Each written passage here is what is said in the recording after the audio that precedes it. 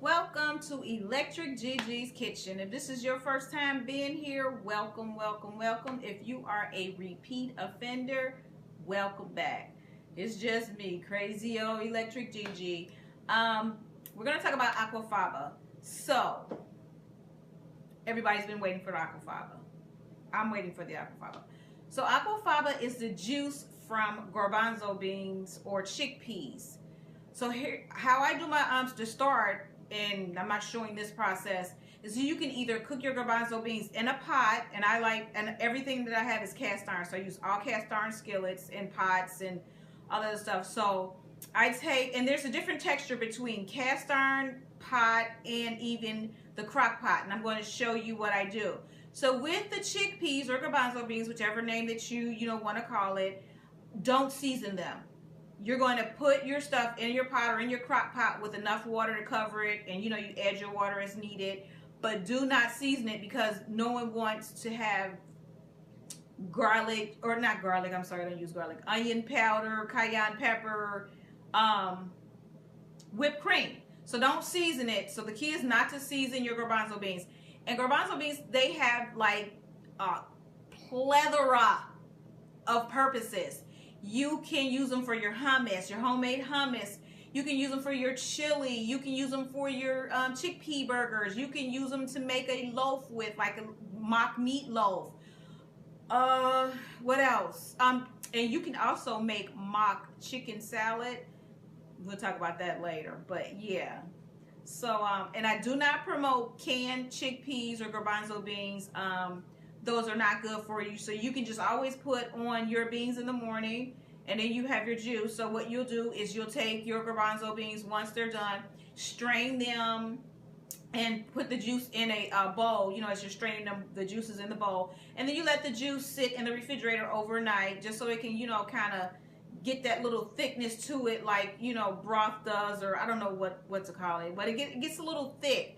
So you'll put that in the refrigerator. Oh, forgot one step. Usually after you take your garbanzo beans out, you let the broth from the beans cook a little bit longer, just so it can get thick and bind up some. So like I said, let that cool and then stick it in the refrigerator overnight. The next day you should be good to go. You cannot make Aquafaba or whipped cream with a regular mixer. You either need like a KitchenAid mixer with a whipping attachment, or if you have a mixer with a whipping attachment, you can use that, but it has to be a powerful mixer in order to make the whipped cream, or the little handheld thing that you put in there that whips real fast. And it's the same thing as beating egg whites to make them fluffy. So it's the same concept. And to make it sweet and not beany, use the agave.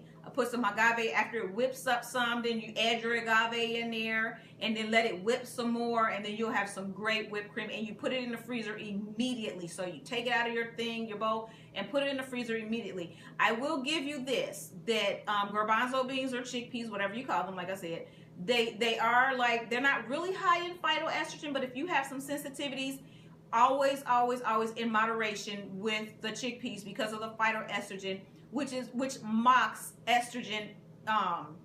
So it's like it mimics estrogen, and it can cause problem with people who may have like fibroid issues or who are sensitive to those type of things. So just always in moderation, always in moderation. So I'm going to show you what I do with my garbanzo beans. I put them in the freezer.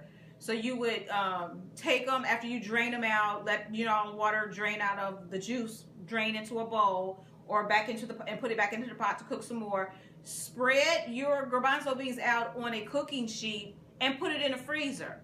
And that way you have loose garbanzo beans. You can put it in your salad. I forgot about that. You can put it in your salad too, loose in your salad, and just take out as you need it, because you'll have like loose garbanzo beans in a jar. So I'm going to show you what I do with my garbanzo beans, and I'm going to show you the Aquafaba before it melts. So I'm going to go ahead and show you that, and then stick that back in the freezer.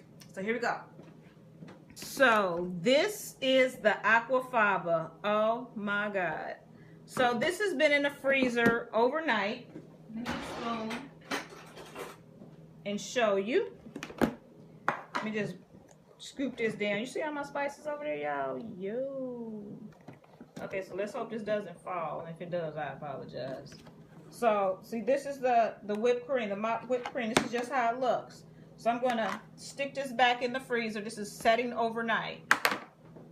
I got to put this back in the freezer, guys. Hold on. Sorry. So then, now these are the beans that I had in a crock pot. They are a little bit more mushier than the beans from the from my cast iron skillet. So with these beans, what I'll do is I'll use this for my hummus. I'll use this for my patties. And then these beans, they've been in the freezer. And hold on, let me chomp them up a little bit.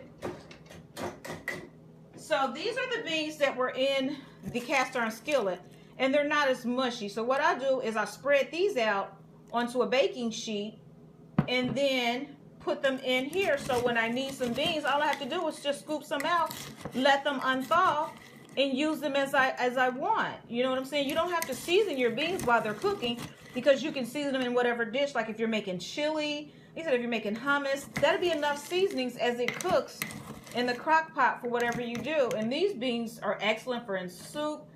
Oh my goodness, guys, the possibilities are endless. I'll give you this one, but let's go ahead and get to the video for the process of making Aquafaba.